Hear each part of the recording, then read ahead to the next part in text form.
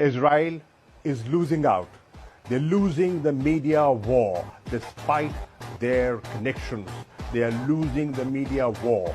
The tide is turning. What are their connections? Deep pockets.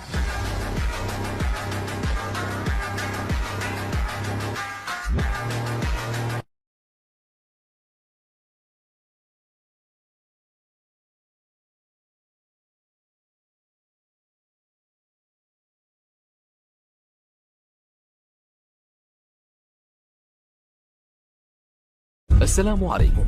لا تنسوا الاعجاب بالفيديو والاشتراك في القناة تشجيعا لنا لنستمر بنشر المزيد إن شاء الله.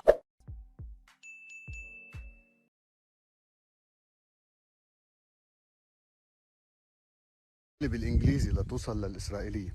Hello my enemy in Israel. Yesterday your army said that they are hitting a military target in Lebanon and they are selling a propaganda that they are so powerful against us. I want to show you what your army has been hitting in Lebanon. Your army has been targeting the shit of our cows. I don't know why they are targeting the shit of our cows. And you believe their propaganda. Run away, we are coming.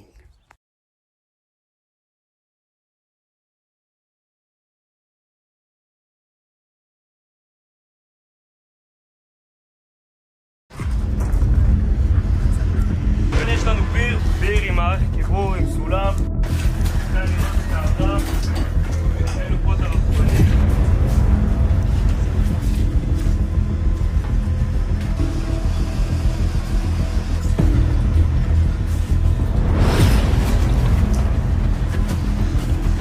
אנחנו כרגע בחדר של ילדות קטנות. ניתן לראות פה ארון של ילדות קטנות בתוך דירת מגורים.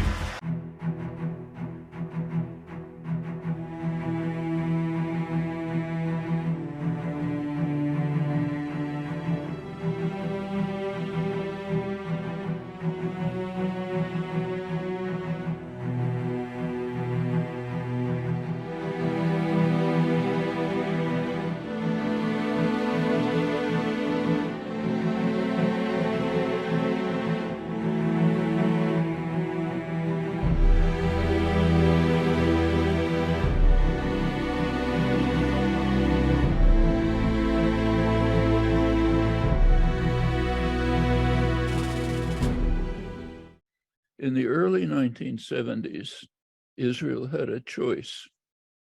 It had a choice between expansion and security, and it chose expansion with the help of the United States. What happened is there was a resolution, several resolutions brought to the UN Security Council, which called for a two-state settlement on the internationally recognized border, so-called Green Line, with maybe minor adjustments, and called for the recognition, I'm virtually quoting now, the recognition of the right of each state to exist in peace and security within secure and recognized borders. The resolution was supported by Egypt, Jordan, Syria, so-called confrontation states, tacitly supported by the PLO, not openly. Israel strongly objected to it, refused even to attend the session. The United States vetoed the resolution. That pretty much set the stage for what has been happening since. Israel at that time was expanding into the Egyptian Sinai. That was a crucial issue. But the basic point was, is it going to be expansion or security? And Israel chose expansion, which means almost total reliance on the United States, because it becomes, of course, there's plenty of international objection. And finally, at this point, it's almost become an international pariah. but as long as it has U.S. support, it feels it can go ahead. It brings us up to the present when Israel has been shifting. It was predictable in 1967 and predicted, in fact, that if Israel continued with the occupation, it would become harsher, more brutal internally. One of the most respected figures in Israeli society, pretty much a traditional Jewish sage of Yeshayahu Leibovitz, highly regarded. He went so far as to say that if Israel continued the occupation, it would become a country of what he called Judeo-Nazis. Only somebody like Leibovitz could have gotten away with saying that, but others were saying similar things in more muted tones. We've seen it happen. And the dynamics are pretty straightforward. You have your boot on somebody's neck. You have to find a way of justifying it. It does something to you internally, anybody, a country too. So the country has shifted pretty far to the right. By now, it's one of the very few countries where young people are more reactionary than their parents, more extreme nationalist and racist and so on. Parents sort of remember the older days when there was a social democratic liberal community, but by now almost disappeared. It's now a religious nationalist government, which, like it or not, has plenty of popular support. There's an interesting article you might look at in today's edition of Haaretz, the major Israeli newspaper, the English edition.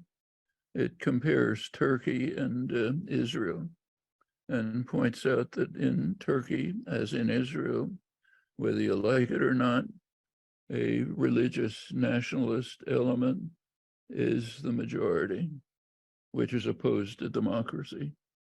He said, so we have to recognize, we don't like it, but you can't pretend it's not happening. In fact, similar things are true elsewhere. You take a look at Iran, a lot of repression by a brutal government. There's plenty of popular support.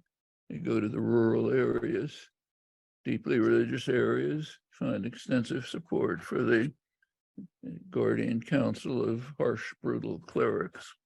These are things we may not like them, but the world doesn't go away if they don't like it. And the case of Israel is like that. It's pretty much where we stand today. So the key issues have changed, but the basic one that was recognized by Ahad Ha'am remains.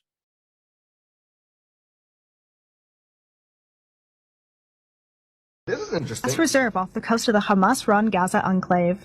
The gas field, which sits just about 30 kilometers off the Gazan coast, is estimated to hold more than 1 trillion cubic feet of natural gas. Discovered over 20 years ago, the gas has remained untouched due to the ongoing conflict between Israel and the Palestinian enclave. But now, with the West looking for alternative energy sources after distancing itself from Russia following the invasion of Ukraine, all parties involved are willing to make new strides. The Egyptian-owned EGAS is expected to develop the field, pumping out more than enough gas needed for the Palestinian territories, allowing for the rest to be exported and provide vital income for the cash-strapped PA. Now, this is an Israeli TV report that aired just 4 months ago. If you're convinced that the genocide that apartheid Israel is doing in Gaza is because to take out the Hamas militants, I have only one question for you.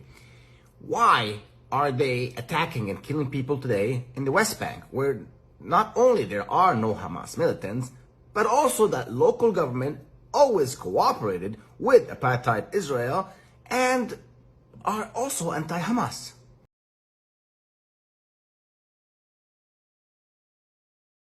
الجيش الإسرائيلي يستطيع أن يدمر وأن يقتل، ولكن أنه يدخل لوين بده يدخل؟ هون بدي أقول لك أنا معلومات المخابرات المصرية. المخابرات المصرية بتقرير لها بتقول وتقديراتها لن يستطيع الإسرائيلي أن يدخل كيلومتر واحد بداخل غزة رغم كل التدمير. لحظة، اليوم شفنا هبة الإسرائيلي وهذا الاستعداد والاستنفار، استعدوا لدخول أو اجتياح قطاع غزة جزئيا أو كذا، واستعدوا لحرب طويلة. الكلام الذي يقوله الإسرائيلي لا يشي بأن الموضوع هو مغامرة فقط، في اجتياح، في خطة، في كارت أخضر من أمريكا. شو المشكلة؟ شفناهم ببيروت كم عملية صاروا يذيعوا بالميكروفونات يرجع عدم إطلاق النار، إحنا سننسحب. شفنا الأمريكان بأفغانستان، الجيش الأمريكي كله بيعد وعديده كيف طالعين من أفغانستان هريبة. شفناهم بالعراق كيف طلعوا، شفنا من فيتنام كيف طلعوا، شفنا من كوريا كيف طلعوا. الجيوش بالمدن لا قيمة عسكرية لها. حماس عاملة مثل فيتنام، عاملة مدينة تحت مدينة. حماس اليوم تمتلك 40,000 مقاتل. أنا بدي صغر المشهد قد ما بدك، بدي أقول قاتل 1% منهم يعني 400 مقاتل. 400 مقاتل إن استطاعوا كل واحد منهم تفجير دبابة أو آلية أو ضرب مجموعة إسرائيلية، أي عدو بده يكمل هذا؟ معلومات أنا أعمل لك تقدير الموقف تبع المخابرات المصرية، لن تستطيع إسرائيل أن تحقق شيء بالمعركة البرية. نحن ناطرينهم بالمعركة البرية، على المقلب الآخر يبدو أنه الإسرائيلي كمان أيضا أعد خطة يقول أنها خطة محكمة. الجنرالات الإسرائيليين يتحدثوا اليوم عن اجتياح بري وبحري مترافق مع قصف جوي كثيف وترحيل من المناطق الشمالية التي نزح عنها حتى الآن 600,000، تقريبا بقي 1.5 مليون. كمان أيضا في حديث عن استخدام القنابل التي تخترق 50 متر تحت الأرض وتوقع دمار كثيف وهائل، وهذا يعني أن الأنفاق باتت مستهدفة. بعدين ما بده يفوت بالبر، بده يفوت العسكري. بس بمجرد دخول العسكري صرنا بنقطة صفر. بس تصير بنقطة صفر لا القصف بينفع البري ولا القصف البحري ولا الطيران بينفع. تصبح المسألة المنازلة بين صاحب حق وبين غازي. بين صاحب حق أثبت جدارته وقت اللي دخل عليهم شحطهم شحط من دباباتهم شيلهم من هدول، هذا يقاتل وهذا عسكر بيقاتل مش مسحة هدول، وهذا بده يروح على الجنة. هداك بده الحياة، هداك بده السيارة وبده صاحبته وبده يروح على البارتي. مين الجيش المصري مثل الجيوش الباقية ترهل، عفوا الجيش الإسرائيلي هذا الجيش ترهل. الجيوش لا تقاتل، جنود احتياط أصلا يرفضوا أن يكون. لا تقبرني الجيوش لا تقاتل بقى، يقاتل اليوم أصحاب القضية. كل الجيوش أو المرتزقة اللي بيتقاضوا أجر كتير عالي، من البلاك ووتر لفاغنر لكل القوى الثانية، الشيشانيين، الحشد الشعبي. اليوم هاي القوى اللي بتقاتل اللي عندها قضية لحزب الله للمقاومة بفلسطين، هيدي القوى اللي بتقاتل. شفناهم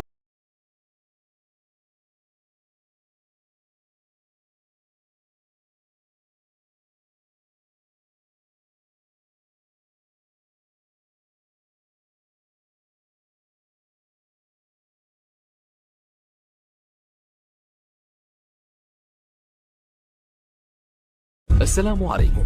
لا تنسوا الاعجاب بالفيديو والاشتراك في القناة تشجيعا لنا لنستمر بنشر المزيد إن شاء الله.